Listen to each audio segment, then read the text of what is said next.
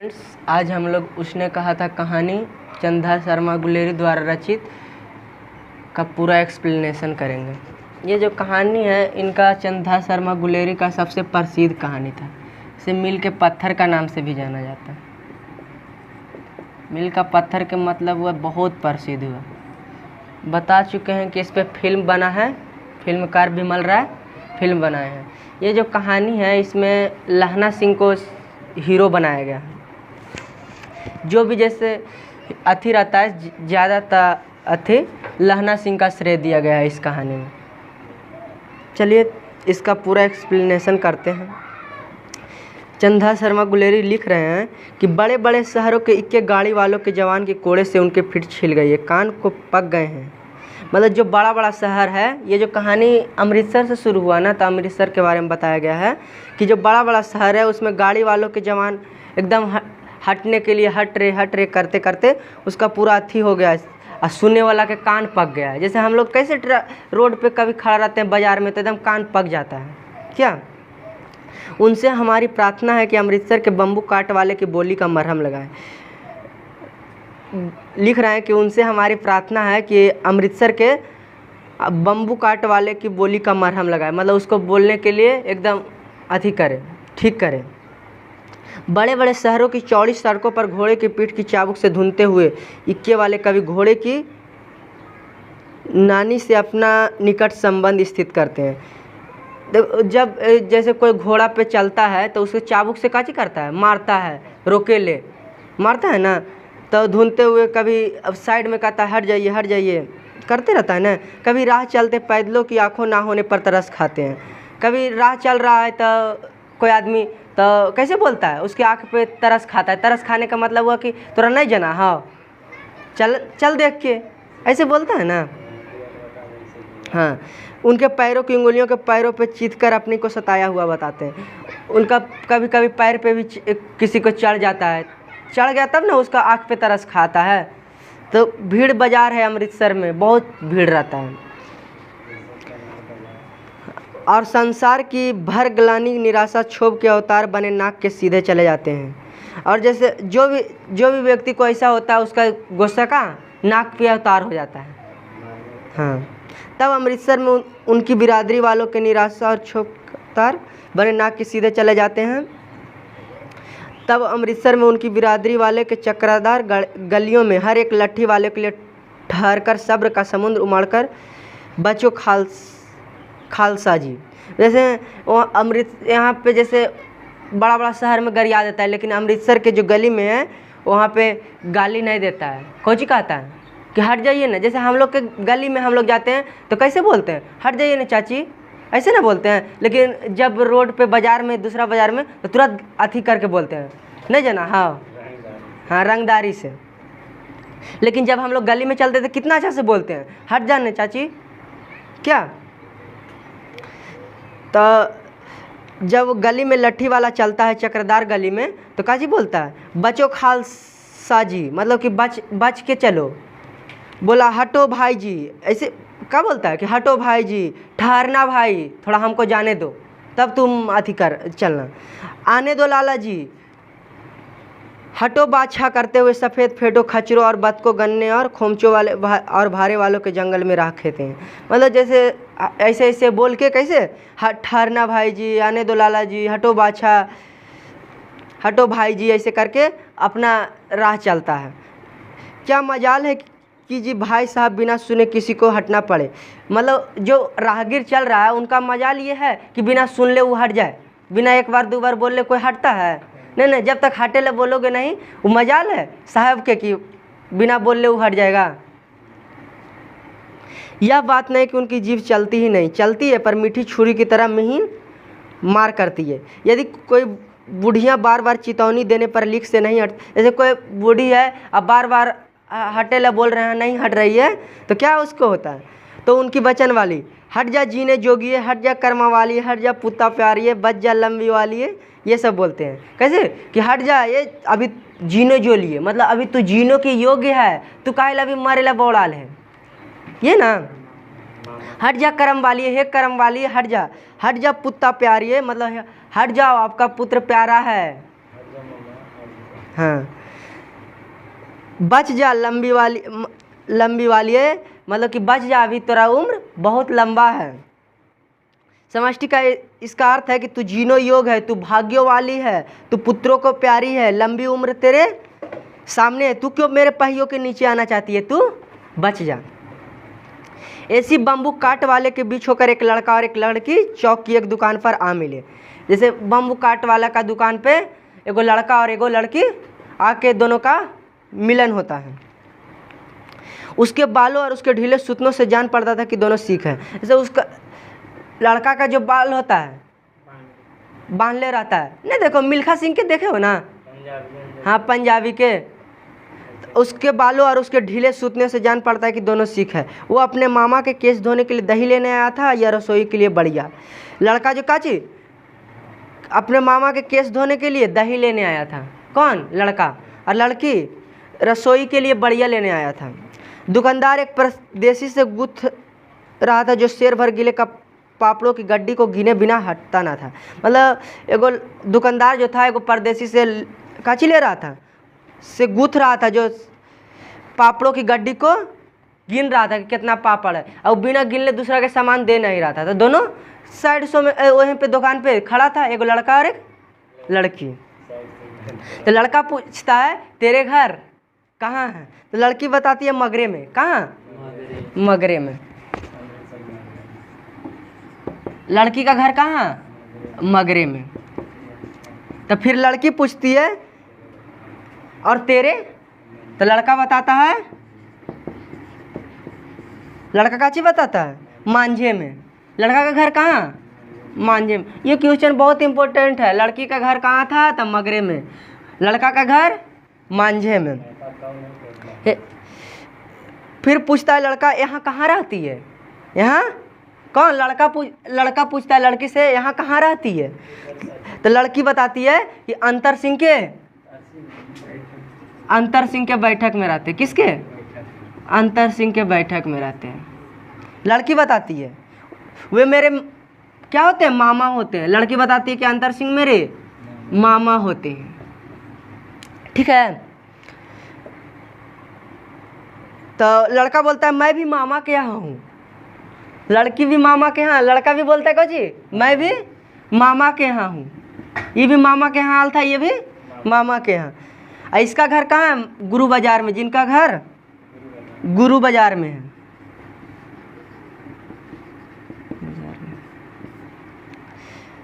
इतने में दुकानदार निपटा और इनके सौदे देने लगा। पापड़ गिन के निपटाता है और इनका सौदा देने लगता है। किसका?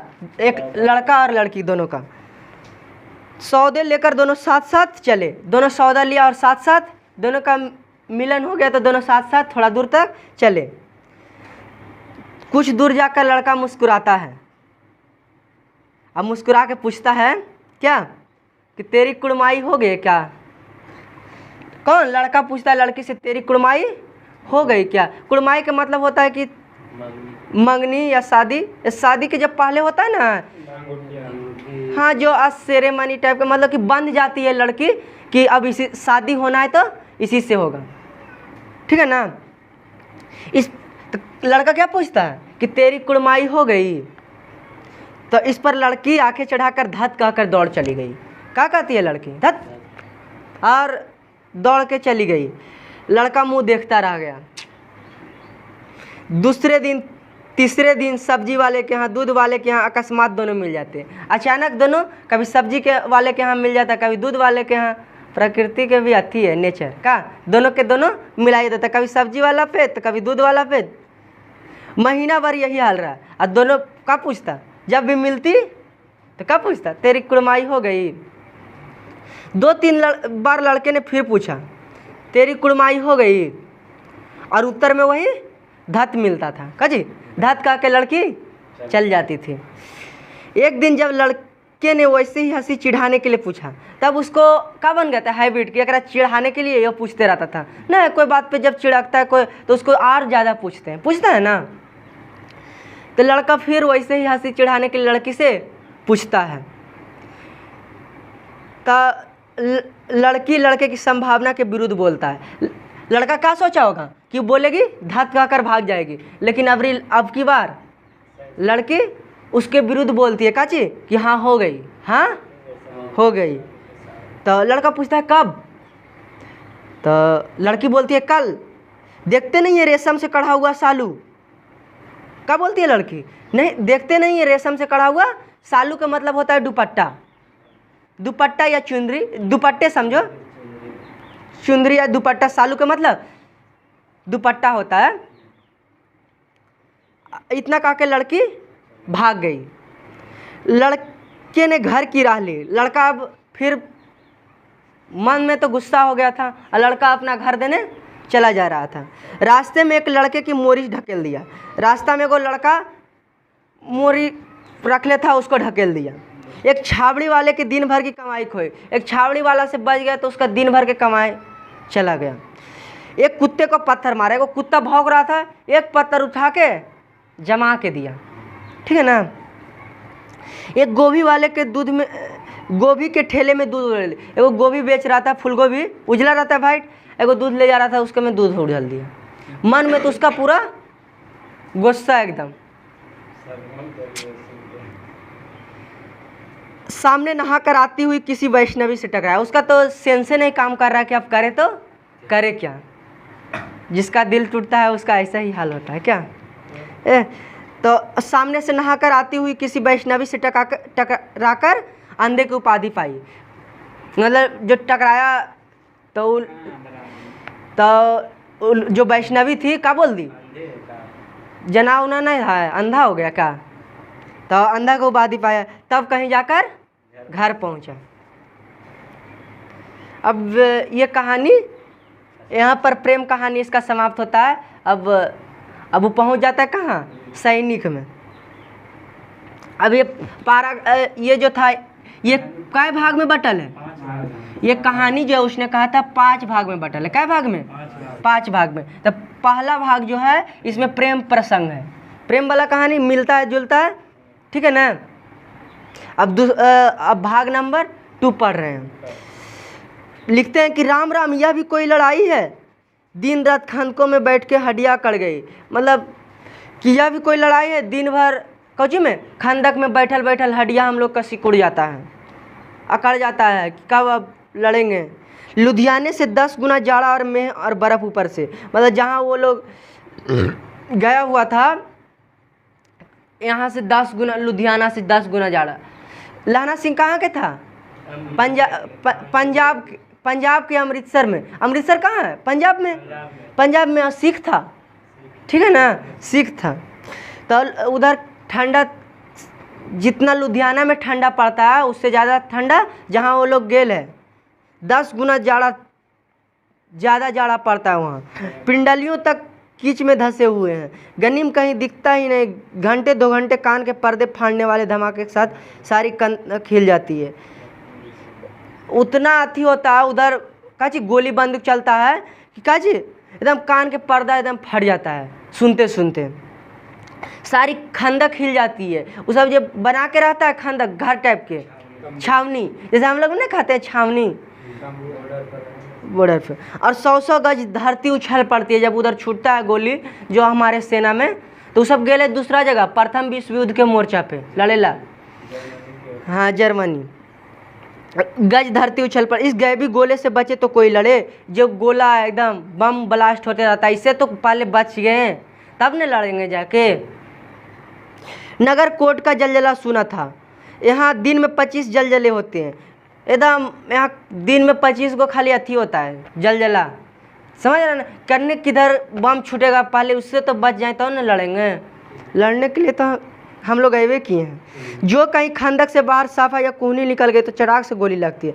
जो भी खंदक से बाहर कहीं घूर रहा है उसको चटाक से गोली मार देता है, इतना कस के। जैसे आज रूस और यूक्रेन में लड़ाई हो रहा है, कोई जरा घर से जरा बाहर निकल के देखे स्वाहा होगा कि ना।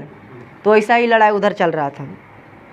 ना मालूम बेईमान मिट्टी में लेटे हुए घास के पत्तियों में छिपे रहते हैं। ना मालूम कभी घास में लेट के छुपल रहते हैं, कभी घास की पत्तियों में छिप के रहते हैं। हमारा सेना जो ऐसी ना रहता है, जैसे पाकिस्तान ने थोड़ी ना एकदम ब्रांडेड घर होगा। कोई घास में नुकल है, कोई अथी में सुतल है क्या, कितना कष्टदायक उन लोग का ज़िंदगी होता है सेना का, फिर भी हमारे देश में सेना का सम्मान नहीं होता है उतना। क्या हाँ, अभी जो अग्निवीर अभी वैकेंसी आया ना अग्निवीर का, कैसे 4 साल उसका नौकरी है, ठीक है ना। तो कोई लड़ना चाहेगा?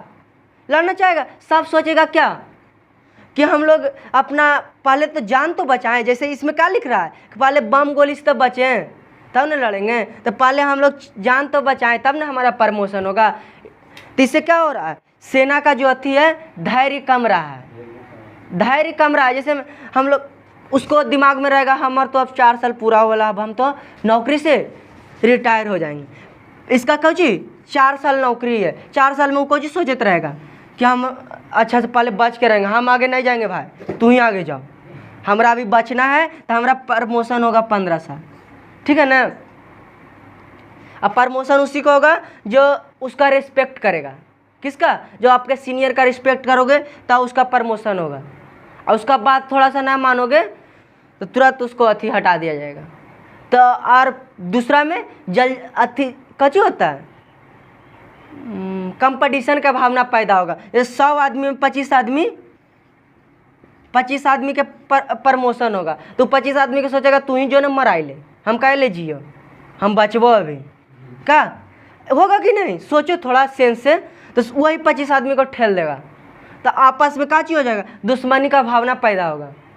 जो भाई भाई में आज मिल के रहता है सेना में दिक्कत है, और फायदा इसका जैसे हर चीज़ का दिक्कत है तो फायदा भी है। फायदा इसका ये है कि ज़्यादा से ज़्यादा भर्ती होगा तो इजराइल जैसा बन सकता है हमारा भारत। सब लोग सेना में भर्ती होगा, अगर आने वाले समय में युद्ध हुआ तो पूरा भारत तैनात रहेगा गोली बंदूक लेके। और देखते हैं एकदम एक बार हिल गया ना पाकिस्तान के तो साफ कर देगा। इतना भारत के जनसंख्या है बिहार के। क्या फायदा भी है तो घाटा भी है। घाटा ये है कि दुश्मनी का भावना पैदा हो जाएगा, उसको अच्छा से लड़ाई नहीं कर पाएगा। क्या ठीक है ना? चलिए ठीक है, अब आगे आपके चैप्टर पे आते हैं। तो सब बात कर रहा है कौन? लहना सिंह से कि लहना सिंह और 3 दिन है। कितना दिन? और 3 दिन है। लहना सिंह और 3 दिन है। 4 तो खंदक में ही बिता दिए, 4 तो खंदक में ही बिता दिए। परसों रिलीफ आ जाएगा, फिर 7 दिन की छुट्टी, मतलब परसों लेटर आ जाएगा रिलीफ का। हम लोग 7 दिन के छुट्टी के लिए घर जाएंगे, अपने हाथों झटका करेंगे, पेट भर कर सो रहेंगे। क्या अपने हाथों से एकदम भर पेट घर जाके एकदम आराम से सोएंगे। यहाँ तो चिंता लगल रहता है इन्ने से बम चलेगा कि इन्ने से गोली चलेगा, अच्छा से सो नहीं पाते हैं। कभी मट्टी में सोवल है तो कभी घास में छिपल है। उस फिरंगी मैम के बाग में मखमल सी हरी घास है। एगो फिरंगी मैम वो सबके मिलती है।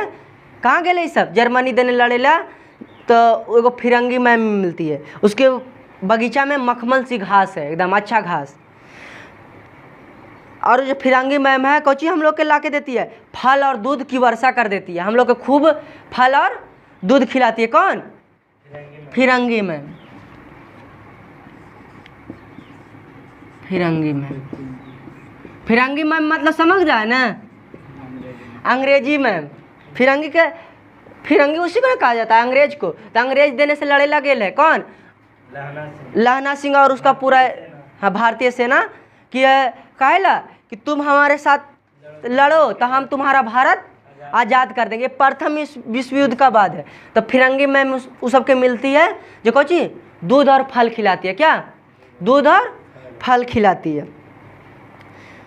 और लाख कहते हैं, दाम नहीं लेती है। लाख कहते हैं मतलब कि कहते हैं कि कुछ पैसा ले लो मैम, लेकिन वो पैसा हम लोग से नहीं लेते हैं। कहती है, क्या कहती है कि तुम राजा हो मेरे मुल्क को बचाने। ये एकदम इम्पोर्टेंट क्वेश्चन है। किसने कहा था कि तुम राजा हो मेरे मुल्क को बचाने आए? किसने कहा था? फिरंगी मैम ने कहा था। ठीक है। 4 दिन तक पलक नहीं झपी। बिना फेरे घोड़ा बिगड़ता है, बिना लड़े सिपाही। जैसे 4 दिन तक उस सबके पलक नहीं झपा। 4 दिन से उस सब वही टेंशन में कि घर जाएंगे तो आराम से सोएंगे एकदम। क्या एकदम मज़ा आ जाएगा, सबसे मिलेंगे और जुलेंगे सब। आज के भी सेना में जो जवान होगा उसको भी घर का चिंता हुआ होगा कि कब घर जाएंगे तो सबसे मिलेंगे, आराम से थोड़ा मज़ा करेंगे। तो सबके भी 4 दिन उस सबके पलक नहीं जा पा काहे घर जाना है। बिना फेरे घोड़ा बिगड़ता है, बिना लड़े सिपाही। बिना फेरे घोड़ा बिगड़ता है मतलब अगर घोड़ा को लगातार 10 दिन 100 दिन छोड़ दो ना तो घोड़ा फिर नहीं दौड़ेगा। क्या 100 दिन अगर घोड़ा को छोड़ दो, नहीं चला, खाली खिला उसको, तब जिसके पास घोड़ा रहता होगा ना वो डेली 5 मिनट काहे ना दौड़ाए, लेकिन दौड़ाता होगा, ठीक है ना। अब बिना लड़े सिपाही, बिना लड़े सिपाही मतलब अगर सिपाही को 100 दिन अगर ऐसे छोड़ दोगे तो उस अति करना भूल जाएगा, कैसे फायरिंग करना, कि कैसे, जैसे हम लोग, लेकिन स्टूडेंट के हालत है कि 100 दिन नहीं पड़ेगा तो अति पास हो जाएगा। बिहार बोर्ड है क्या, हाँ, मगरा मुन्ना सब पास, सब गेले। आधा तो 12 वाला सब 10 पास करता है, चल जाता है कमाने के लिए, और कमा के आता है सबसे ज़्यादा 8 स्ट्रीम वाला, आवा के पता नहीं कैसे पास कर जाता है, भगवान जाने। चलिए ठीक है। तो मुझे तो संगीन चढ़ाकर मार्च का हुक्म मिल जाए तो 7 जर्मनों का कल्या मार का ना लौटे तो मुझे दरबार साहब का दिल्ली मत्था टेकना नसीब ना। लाना सिंह बोल रहा है मुझे तो संगीन चढ़ाकर मार्च का हुक्म मिल जाए, मतलब कि हमको एकदम मार्च करे का हुक्म मिल जाए कि जो तू एकदम मार सकता है, जिसको पाए उसको, तो हम काची करेंगे 7 जर्मन को अकेला मारेंगे। कै गो के 7 गो का अकेला मारेंगे। अगर ऐसा नहीं करेंगे तो मुझे दरबार की देहली पर माथा टेकना नसीब ना, मतलब हमें घर नहीं लौट के आए, उधरे मर जाए जे नसीब है, लेकिन घर लौट के माथा न उस पर टेकें। कौन बोल रहा है? लहना सिंह। पाजी कहीं के कल्लों के घोड़े संगीन देखते ही मुंह फाड़ते हैं और पैर पकड़ने लगते हैं। कहता है कि पाजी कहीं अगर ढेर मनी मिल गया ना तो सब मुंह फाड़ देते हैं कि भागे लगता है, और कहता है कि कैसे करके हम बच जाएं, और पैर पकड़ने लगता है कि हमको छोड़ दो। यो अंधेरे में 30-30 मन का गोला फेंकते हैं। उस दिन धावा किया था 4 मील तक। अंधेरा में 30-30 मील तक कौची फेंकता है, बम विस्फोट होता है। लाना सिंह बोल रहा है कुछ दिन तो हम धावा कर लिए थे एकदम जर्मन तक, 4 मील तक जर्मन तक नहीं छोड़ा था, 4 मील तक, समझ रहे हो ना, 4 मील तक एकदम घुस गया था उस सब अति करने के लिए, कौची कि अपना अंडर में करने के लिए। लेकिन हुआ क्या, पीछे जनरल ने हट आने का कमान दिया, नहीं तो सीधे बर्लिन पहुंच जाते। अगर पीछे हटने के लिए कौन जनरल साहब ना बोलते हैं तो हम लोग एकदम बर्लिन पहुंच जाते। कहाँ? जर्मन से बर्लिन पहुंच जाते। वैसा हुआ था पंडित जवाहरलाल नेहरू के शासनकाल में। एक बार अटैक हो रहा था पूरा पाकिस्तान के अथी पे, लड़ाई हुआ था एक बार उनके शासनकाल में, तो सेना को वो जा रहा था सब सेना हमला करने के लिए। अगर वो एक दिन खाली अनाउंसमेंट जाके कर दिए कि सब सेना पीछे लौट जाएगा, अगर नहीं लौटता तो हमारा आज भारत और पाकिस्तान एक होता। एक बार नहीं हुआ था युद्ध, शुरुआत तुरंत आज़ाद हुआ था, चीन के सहायता से वो सब युद्ध किया था। तो थोड़ा सा गलती होता है तो लाना सिंह वही बोलता कि अगर हमको पीछे हटने के लिए नहीं बोलता तो हम 4 मील तक पहुँच गए थे, और थोड़ा पहुँच जाते सीधे बर्लिन पहुँच जाते।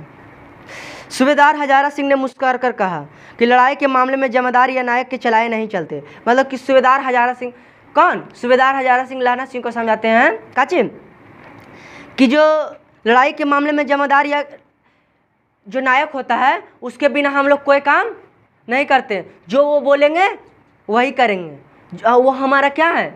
नायक है, लीडर है, हम उसके चलाए बिना नहीं चलेंगे। बड़े अफसर दूर की सोचते हैं, बड़ा अफसर दूर की सोचते हैं। 300 मील का सामना है, एक तरफ बढ़ गए तो क्या होगा? कौची बोल रहा है कि 300 मील का सामना है, एक तरफ हम बढ़ भी गए तो क्या होगा? इधर तो बचल रहेगा ना, देश है ना, देश पूरा ये देश है, ऐसे ऐसे ऐसे ऐसे ऐसे देश है ना, और इधर के खाली अथी अटैक कर देंगे तो क्या होगा? सोचे चलते चलते इधर तो रह जाएगा ना। नहीं बात समझ में? हाँ, तो कौन बोलता है? सरदार सूबेदार हजारा सिंह बोलते हैं कि बड़ा अफसर है ना, जो दूर की सोचते हैं, उनके पास पूरा ज्ञान है कि कब लड़ाई करना है, कब पीछे हटना है। सूबेदार जी सच है। लहना सिंह बोलता है कि ये तो बात सही है कि एक तरफ हम लोग कब्जा कर लेते तो क्या होता, पर करे क्या, हड्डियों में तो जाड़ा धंस गया है। कौन? लहना सिंह बोलता है कि हड्डी में भी तो जाड़ा धंस गया है, थोड़ा सा लड़ उड़ लेते ना तो एकदम गर्मी आ जाता है।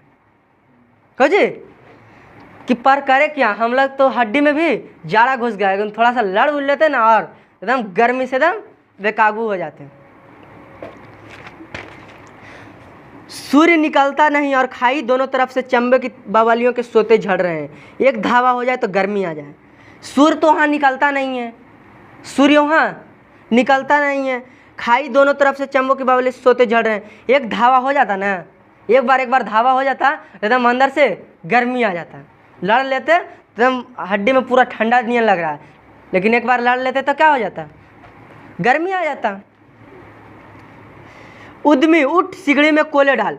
अब सब लोग को कहता है उद्यमी उठ सिगड़ी में कोले डाल।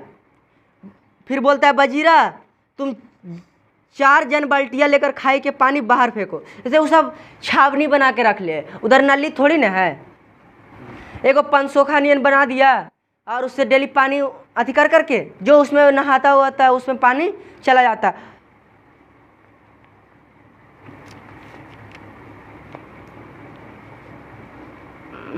कदर थे 4 जन बाल्टियाँ पानी लेकर खाई के बाहर फेंक। महासिंह शाम हो गई, खाई के दरवाजे का पहरा बदल दे। मतलब कि किसको? महासिंह को बोलता है कि जैसे पहरा आज ही दे रहा है पहरा, तो धीरे धीरे बदलता नहीं रहना चाहिए। एक आदमी कितना देर तक पहरा देते रहेगा, उसको भी पैर गोड़ दर्द देता होगा ना, एक एक काम एकदम आती करता थोड़ी ना। तो महासिंह को बोलता है जाके तू खाई के दरवाजे पर पहरा बदल दे। यह कहते हुए सूबेदार सारी खंदक के चक्कर लगाने लगता है। पूरा जो उसका कैंपस रहता है चारों ओर चक्कर लगाने लगता है। लहना सिंह ने दूसरा बाल्टी पानी लेके उसमें से उपज के और बोलता है काची, दूसरी बाल्टी उसके हाथ में देकर कहता है कि अपनी बाड़ी के खरबूजे में पानी दो, ऐसा खाद पानी पंजाब भर में नहीं मिलेगा। ये जो पंचसोखा वाला जो पानी है, नहा हुआ के जो इसमें जड़ होता है, ये कौची वाला पानी है, खाद पानी वाला पानी, ये पूरा पंजाब में कहीं नहीं मिलेगा। सबसे ज़्यादा हरित क्रांति का नाम सुने हो? सबसे ज़्यादा जो गेहूँ मुहिम उपजता है पंजाब में उपजता है। ये जो हम लोग रासायनिक खाद यूज करते हैं ना, हम लोग रासायनिक खाद यूज, ये सबसे पहले कहाँ हुआ था? पंजाब में, पंजाब में हुआ था।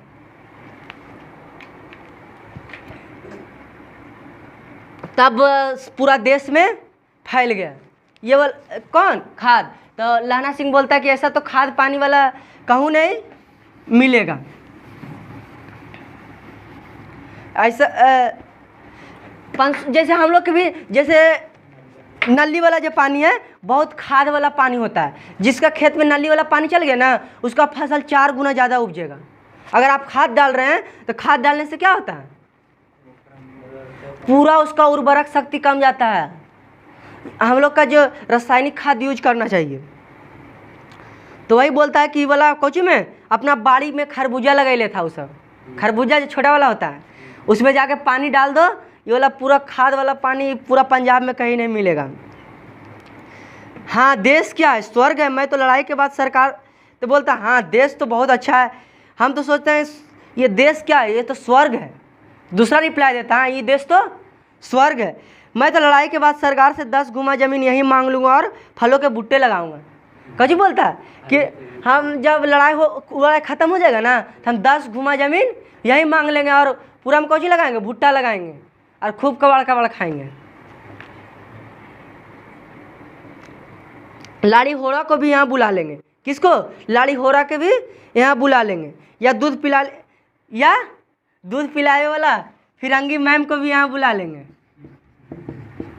जैसे मजा के लिए भी कोई रहना चाहिए ना, लड़होरा के यहाँ बुला लेंगे, नहीं तो फिरंगी मैम को जो हमको दूध और फल उस समय देती थी।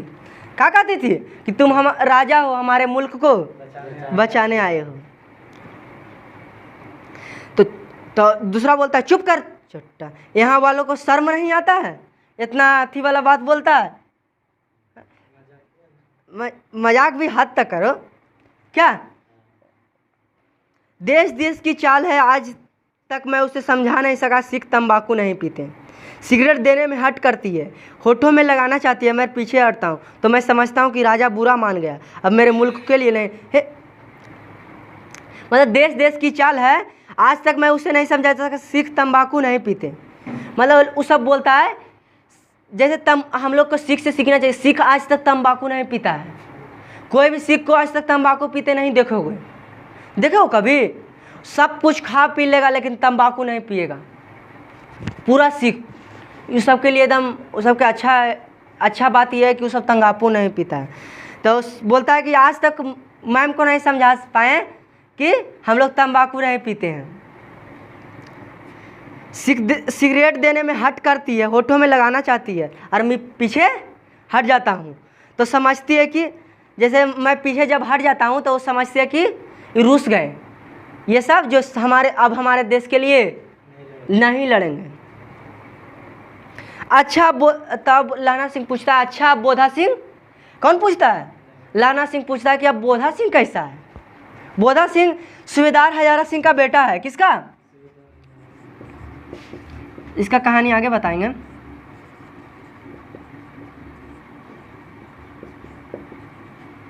सूबेदार हजारा सिंह का बेटा है। तो लहना सिंह पूछता है कि अब बोधा सिंह कैसा है? तब तो बताता है कि अच्छा है। बोलता है जैसे हम जानवे नहीं करते हैं। कौन बोलता है? जैसा हम जानता ही ना हो, रात भर तुम दोनों कंबल उसे उड़ाते हो और आप सिगड़ी के सहारे गुजारते। जैसे दूसरा का बोलता है, कौन?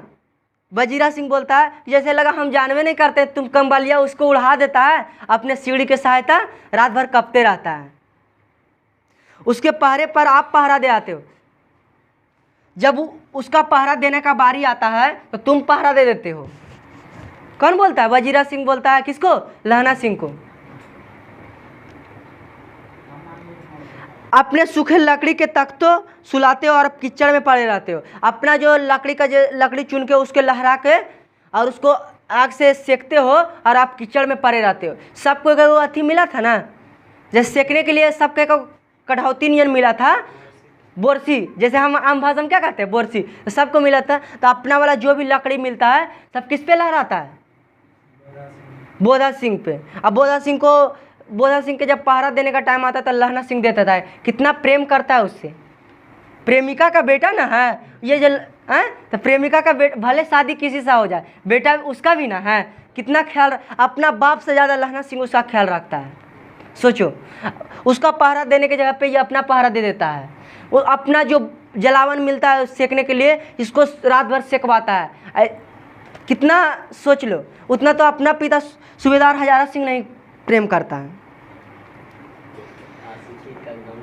कहीं तुम ना मानने पड़ जाना, जाड़ा क्या है, मौत निमोनिया से मरने वाले को मुरब्बा नहीं मिल। कह रहा है वजीरा सिंह कि कोची जाड़ा क्या है, मौत निमोनिया से मरने वाले को मुरब्बा नहीं मिला करते। कौन? वजीरा सिंह कह रहा है कि अगर तुम मर जाओगे ये ठंडा में, ऐसे तू रहोगे तो ठंडा इतना अधिक पड़ रहा है। निमोनिया जानते हो, अगर निमोनिया हो जाएगा ना तो मुरब्बा से काम नहीं चलेगा, मुरब्बा भी नहीं तुमको जोड़ पाएगा। मुरब्बा से कुछ होता है, जरी मनी टेढ़ उड़ हो गया ना तो सोज हो जाता है। और जिसको ठंडा में लकवा मारता है, ठंडा में, तो वही बात कर रहे हैं कि तुम सब कुछ दे देते हो उसको, तुमको अगर ठंडा मार देगा तो क्या होगा? निमोनिया लग जाएगा तो क्या होगा? मुरब्बा से ठीक नहीं हो पाएगा। तो लहना सिंह बोलता है मेरा डर मत करो, मेरा डर, मैं तो बुलेल की खड के किनारे मरूंगा, मैं तो बुलेल के खड के भाई कीरत सिंह के गोदी पर मेरा सिर होगा। भाई कीरत सिंह,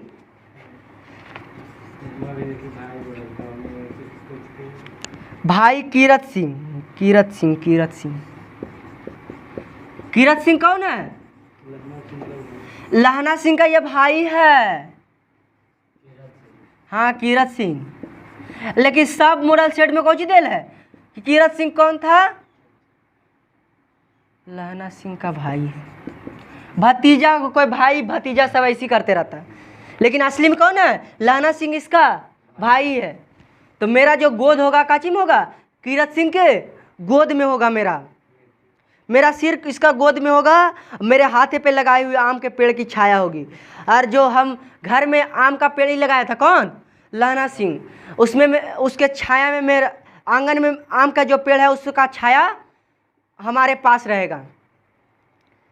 वजीरा सिंह त्योरी चढ़कर कहा, क्या मरने की लगाई है, मेरे जर्मनी और तुर्क भाइयों कुछ गाओ। हाँ कैसे, वजीर सिंह कहता है कुछ तो गाओ, ये मारे वाला काची बात कर रहा है, कुछ जर्मनी और तुर्क पे कुछ गाओ। तो गाता है, दिल्ली शहर ते पिसौरे ना जा दिए, कर लेना लौना द व्यापार मंडिये, कर लेना नाड़ेदा सौदा अड़िए, ओए लाना चढ़ागा कुदुए नू, कद्दू बनियाए मजेदार गोरिये, हुन लगा चढ़ाए कद्दुए नू। मतलब इसका मतलब हुआ, हे दिल्ली शहर से पेशावार को जाने वाली, मंडी में लोगों का व्यापार कर लेना, मंडी में लोगों का व्यापार कर लेना। अरे नाड़े का सौदा भी कर लेना, अरे नाड़े का सौदा भी कर लेना। ओए हमें कद्दू चखना, एक गोरे वर्ण वाली, कद्दू अत्यंत स्वादिष्ट है, अब हमें कद्दू चखना है। आए बात समझ में? ये बोल रहा है कि तुम कितनी हमको सुंदर लग रही हो, थोड़ा हमारे पास भी तो आ जाओ, तुमको हमसे एक बार चखना है। तो फिर बोलता है, कौन जानता है दाढ़ी वाले घरवारी सिख ऐसा लुच्चे का गीत गाएंगे। दूसरा बोलता है कि सिख भी, हमको तो आज तक पता नहीं था सिख भी ऐसा गीत गाता है। अगर किसी को कोई दिक्कत होता है ना, गर्ल्स को, अगर कहीं सिख खड़ा है, सिख में ये पावर होता है, सिख में अगर कोई गर्ल्स को कितनों भी बड़ा परेशानी अकेले खड़ा है ना, अगर सिख उसको दिख गया, अगर सिख के पास वो गर्ल्स चली जाती है तो 100% संभावना है कि उस सिख उसको बचा लेगा। सिख में ये सब अथी होता है, गुण होता है। वो पूरा सिक्योरिटी, वो अपना जान तक दे देगा एक लड़की के चलते,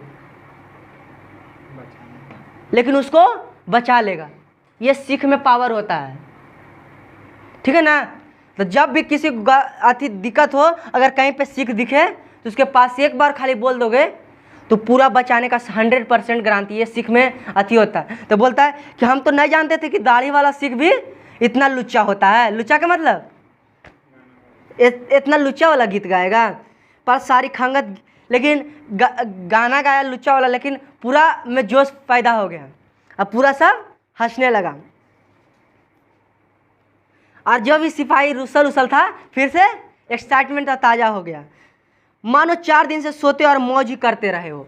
ऐसा लगने लगा कि सब एकदम 4 दिन से मौज कर रहा है। अब ये 2 में समाप्त हो गया, अब भाग नंबर 2 समाप्त हो गया। अब भाग 3 स्टार्ट होगा, भाग 3 स्टार्ट होगा।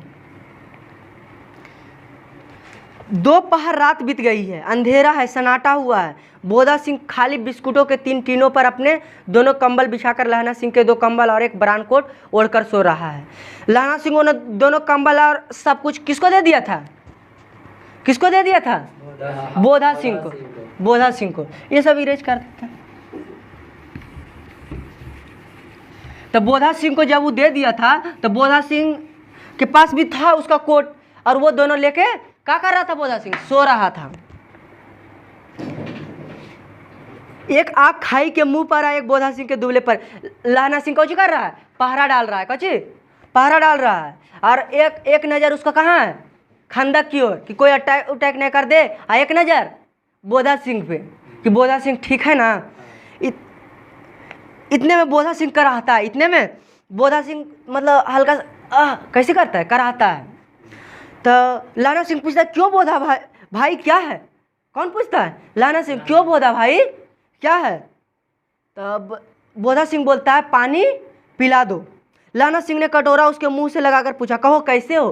तो लहना सिंह तुरंत पानी लाता है और उसके मुंह में पिलाता है और बोलता है, अब कहो कैसे हो? पानी पीकर बोधा बोलता है, कंपनी छूट रही है। कंपन छूट रही है। कंपन मतलब जैसे शरीर से जब पसीना निकलता है, जब आप लोग को बुखार लगेगा ना तो पानी पी के देखिएगा क्या होगा, हल्का कंपन निकलेगा, एकदम भाप नहीं है। रोम रोम में तार दौड़ रहे हैं, आप सब में कुछ एकदम लगता है खून दौड़ रहा है, रोम रोम में तार दौड़ रहे हैं, दांत एकदम बज रहा है, किड़किड़ाने का कभी कभी दांत नहीं मन करता है, तबीयत खराब होता है तो दांत एकदम बज रहे हैं। तो लहना सिंह बोलता है मेरी जर्सी पहन लो। जैसे एगो जर्सी होता है, वो इतना गर्म कोट है, एक बार पहन लोगे ना कितना बड़ा ठंडा आ जाए, एकदम गर्मी ला देगा। उसको जर्सी कहते हैं, बहुत महंगा मिलता है। जैसे जम्मू कश्मीर में सबसे ज़्यादा ठंडा पड़ता है, अगर वहाँ से आप जर्सी ला के अगर बिहार में पहन लिए ठंडा में, लेकिन ठंडा लगवे नहीं करेगा। तो लहना सिंह बोलता है अच्छा मेरा जर्सी पहन लो। तो बोधा सिंह बोलता है और तुम? मेरे पास सिगड़ी है, मेरे पास सिगड़ी है और मुझे गर्मी लगती है, और मुझे गर्मी लगती है, पसीना आ रहा है।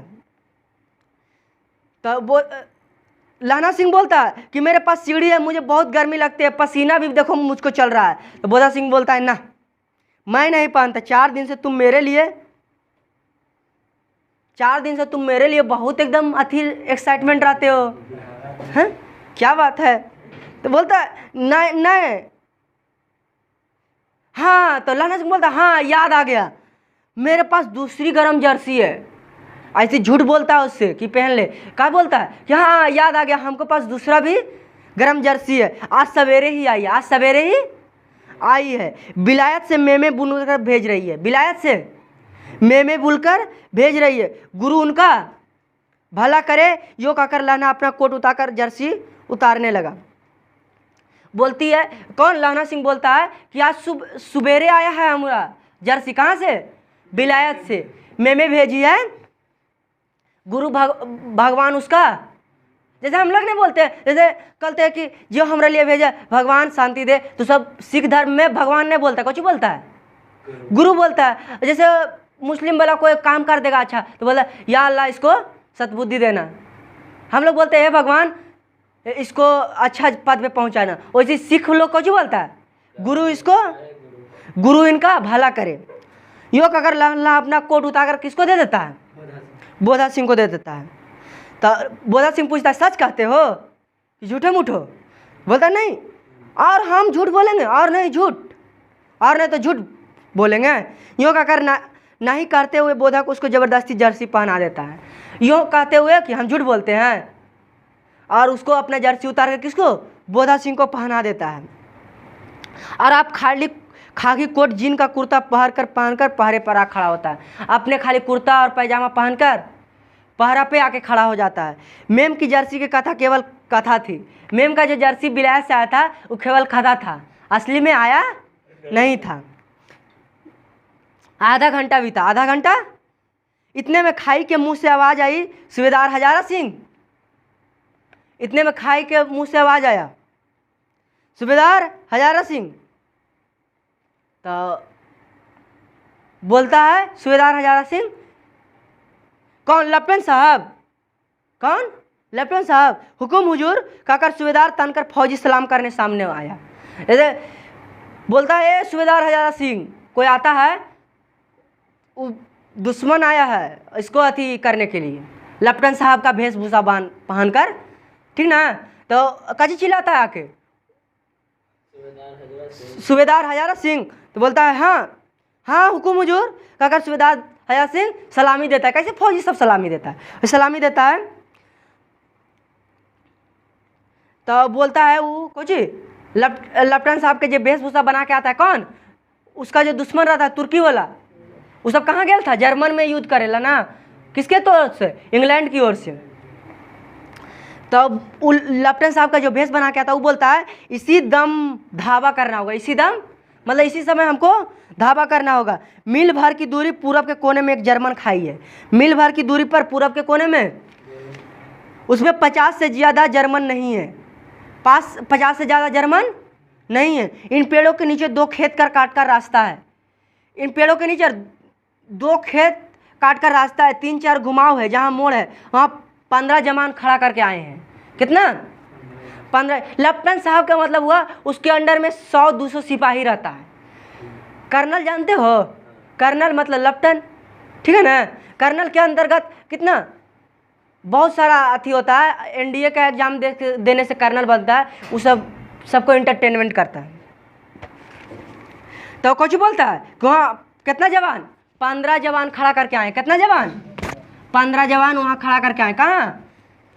वो पेड़ के नीचे जहाँ पे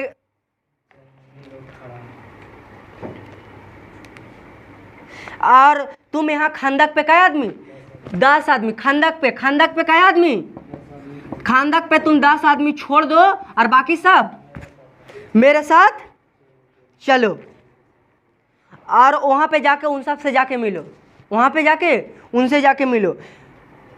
खंदक छीनकर वहीं जब दूसरा हुक्म ना मिले डटे रहो, और जब तक तो हम हुक्म ना करें कि वहाँ से आना है तब तक वहीं पे डटल रहना है।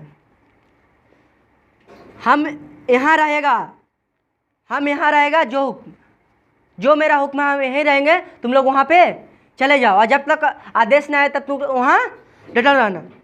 चुपचाप सब तैयार हो गया, चुपचाप सब तैयार हो गया।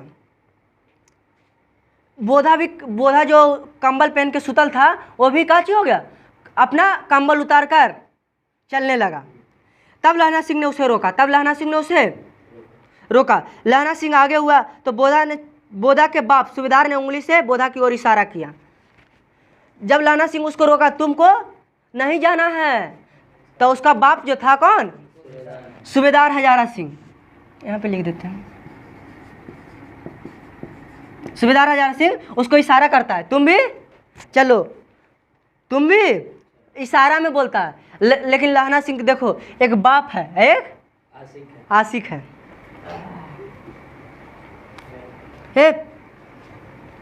तब लेकिन तब फिर पीछे 10 आदमी उस पर झंझट होने लगा कि यहाँ पे 10 आदमी कौन रहे और कौन वहाँ पे जाए। सब सोचने लगता है कि यहाँ पे कौन रहेगा और सब वहाँ पे, तो 10 आदमी के कौन यहाँ पे रहेगा, कौन रहेगा। सब उसका कहता है कि हम यहाँ पे रहेंगे, वो कहता है हम यहाँ पे रहेंगे, क्या रहेगा यहाँ पे। इस पर बड़ी हुज्जत हुई। हुज्जत मतलब बहुत लड़ाई हुआ। कौन रहना ना चाहता था, सब तो यहाँ रहना चाहता था। यहाँ पे जितना ऐसे वहाँ छुपल रहेंगे झाड़ी में, यहाँ पे तो थोड़ा खंदक वो है।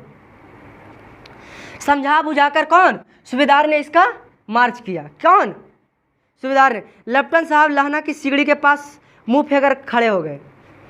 कौन, जो लेफ्टिनेंट साहब का वेशभूषा बना के आया था, लेफ्टिनेंट साहब, उसको इस पे लिखा गया है। लेफ्टिनेंट साहब लहना की सिगड़ी के पास मुंह फेर कर खड़े हो गए और जेब से सिगरेट निकालकर सुलगाने लगे।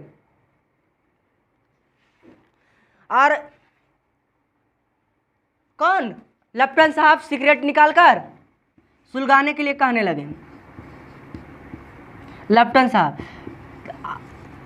सुलगा के कहने लगे कि लहना सिंह तुम भी पियो सिगरेट, तुम भी सिगरेट।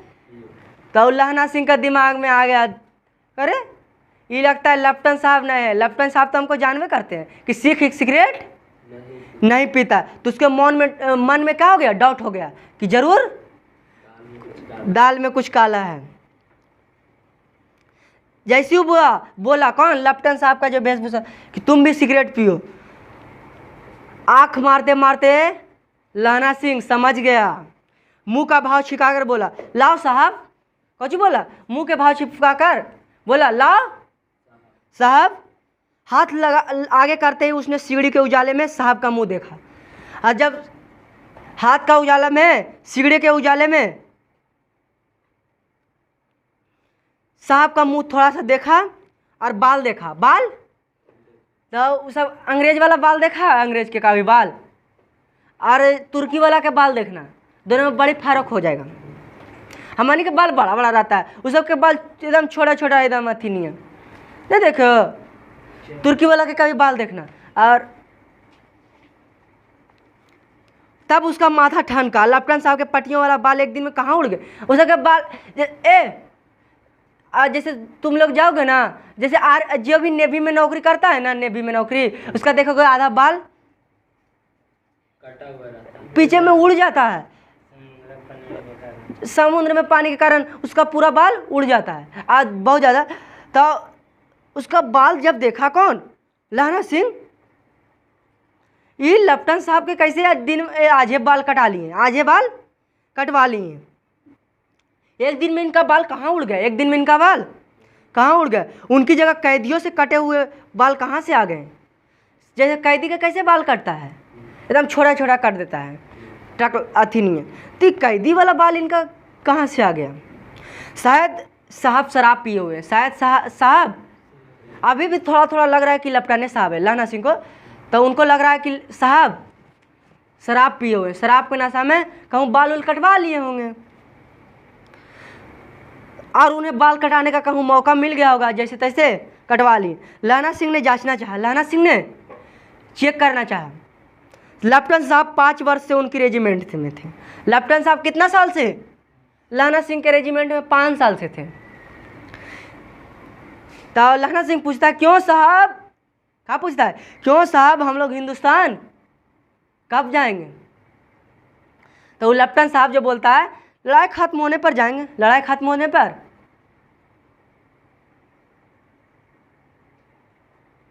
तो पूछता है क्यों, या ये क्यों, क्या यह देश पसंद नहीं है? लेफ्टिनेंट साहब पूछता है क्या तुमको ये देश पसंद नहीं है? तो बोलता नहीं साहब, शिकार किए हुए मज़े यहाँ कहाँ, शिकार किए हुए मज़े यहाँ कहाँ। याद है पारसाल नकली लड़ाई के पीछे हम आप जगाधारी ज़िले में शिकार करने गए थे। कौन? जगाधारी ज़िले में हम दोनों शिकार करने गए थे। तो आपका खानसामा अब्दुल्ला रास्ते एक मंदिर में जल चढ़ाने को रह गया था। चेक कर रहा है इसको कि जो हम लोग जब वहाँ पे गए थे जगधारी जिला में, हाँ, तो बोलता लेफ्टिनेंट हाँ हाँ हाँ हाँ वही ना, जब आप खोते पर सवार थे और आपका खानसामा अब्दुल्ला के रास्ते में मंदिर में जल चढ़ाने को रह गया था। अब पहले बता, मंदिर में कहीं जल चढ़ाता है अब्दुल्ला मतलब मुस्लिम? थोड़ा सा इसमें डाउट हो गया। तो बोलता बेशक पाजी कहीं का, सामने सुबह नीलगाय निकली ऐसी बड़ी मैंने ना देखी थी। तो वो बोलता है काची, लहना सिंह बोलता है उस सामने से जो नीलगाय निकला था कोची, नीलगाय ऐसी बड़ी हमने कभी देखवे नहीं किए थे। कौन? लहना सिंह बोलता है कि ऐसा नीलगाय तो हम कहियो देखवे नहीं किए थे। आपकी एक गोली कंधे में लगी और पुट्ठे में निकली, आपका गोली कंधा में लग के पुट्ठा में निकला था। ऐसे अफसर के साथ शिकार खेलने में मज़ा है, ऐसे अफसर के साथ। क्यों साहब, शिमले में से तैयार होकर उस नीलगाय का सिर आ गया था ना, आपने कहा था रेजिमेंट की मैच में लगाएंगे। नीलगाय का सिर जो आया था उसको क्या कहा था कि रेजिमेंट के जो स्टेटस होता है उसमें नीलगाय के सिर को लगाएंगे। आया बात समझ में? जैसे आर्मी के कैसे लगल रहता है ऐसे स्टार, या शेर के नहीं लगल रहता है, शेर वाला लगल रहता है। तो आपने बोले थे कि हम अपना रेजिमेंट में उसका लगाएंगे, नीलगाय वाला मुड़ी रेजिमेंट में मैच में लगाएंगे। हाँ हाँ, पर मैंने उनसे क्या कहाँ भेज दिया? विलायत भेज दिया। कहाँ? विलायत भेज दिया। ऐसे बड़े बड़े सिंह। कौन बोलता है? लहना सिंह बोलता है ऐसे बड़े बड़े सिंह। तो वो बोलता है कौन? लहना सिंह बोलता है कि ऐसे बड़े बड़े सिंह 2-2 फुट के तो होते ही होंगे, 2-2 फुट के होते ही होंगे। तो वो बोलता है कौन? लेफ्टिनेंट साहब हाँ, लहना सिंह 2 फीट 4 इंच के थे। कितना के? अब असल बात यह कि नीलगाय के सिंह होवे नहीं करता है। नीलगाय के सिंह होता है? आप लोग नहीं देखे हैं? देखे हैं? तो नीलगाय के सिंह हो ये नहीं रहता। वो चेक करने के लिए ऐसा बोल रहा है। तो लेफ्टिनेंट साहब बोलते हाँ, लहना सिंह कितना 2 फीट 4 इंच के था। तो यहाँ पे तो झूठ पकड़ा गया कि नीलगाय के सिंगे नहीं होता है। फिर पूछता लहना सिंह से तुम सिगरेट नहीं पिया, तुम सिगरेट? तो लहना सिंह बोलता पीता हूँ साहब, दिया सलाई लेके अंदर से आता हूँ, दिया सलाई अंदर से लेके आता हूँ। क्या कर लहना सिंह खंदक में घुसा। क्या कर लहना सिंह खंदक में घुसा। अब उसे संदेह नहीं रहा था, अब उसे संदेह नहीं रहा था कि जब भारत के आदमी नीलगाय के नहीं जानेगा, है कि नीलगाय वाला बात से पकड़ा गया था कि 2 फीट 4 इंच का सिंग था। नीलगाय के असल में सिंगे नहीं होता है। पकड़ा गया, आप समझ गया ये जरूर कोई चोट्टा है। अब उसे संदेह नहीं, अब उसने झटपट निश्चय कर लिया कि क्या करना चाहिए। अब वो तुरंत निश्चय कर ले कि अब हमें करना क्या चाहिए। अंधेरे में किसी सोने वाले से वो टकराया। अंधेरा में वो गया अंदर, तो किसी सो रहा था कोई अथी, उससे टकरा गया। तो लहना सिंह बोलता है कौन? वजीरा सिंह। क्या पूछता है? कौन? वजीरा सिंह। वजीरा सिंह बोलता है हाँ। क्यों लहना, क्या कयामत आ गई? क्या कयामत आ गई? जरा तो आंखें लगनी दी होती, जरा तो आंखें लगनी, मतलब अभी अखियों ने लगा तू कौची आ गया एक बार, कौन अटैक आ गया जो तू हमको उठाने चला है। अभी तो कम से कम निंदिया में किसी को भी उठाओगे तो ऐसा ही बोलेगा। अभी दूसरा पूरा खत्म, तीसरा भी पूरा खत्म, अब चौथा स्टार्ट। पूरा कै भाग में बटल है? 5 में। तब देखो 4 और 5 पार्ट बच गया है, वीडियो थोड़ा लॉन्ग हो जाएगा, तो 4 और 5 पार्ट कल पढ़ लेंगे क्या। चलिए आज भर के लिए इतना ही, अब मिलते हैं कल आप लोगों से।